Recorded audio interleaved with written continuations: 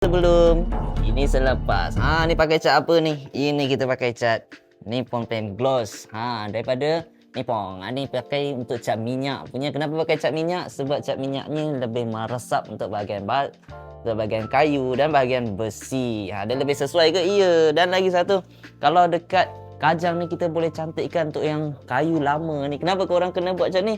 Sebab ini antara yang tak susah sangat korang nak mengecat sendiri. Sebab tak payah undercoat pun boleh je. Cuma yang terbaik korang kena pakai undercoat juga. Nak tahan lama kena undercoat. Tapi yang ini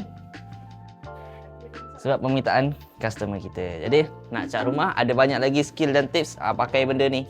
Nama dia roller combo dengan stick. Jangan tambah air pula, tambah dengan sedikit thinner. Jangan letak banyak-banyak. Janji dia tak terlalu pekat. Janji dia sesuai dan tak terlalu kental supaya apa tu? Supaya lebih senang roller tu berjalan lancar dan kemar dan comel je jalan dia cantik. Ni yang sebelum, ini yang selepas. Cantik tak? Baru satu layer, nanti layer kedua.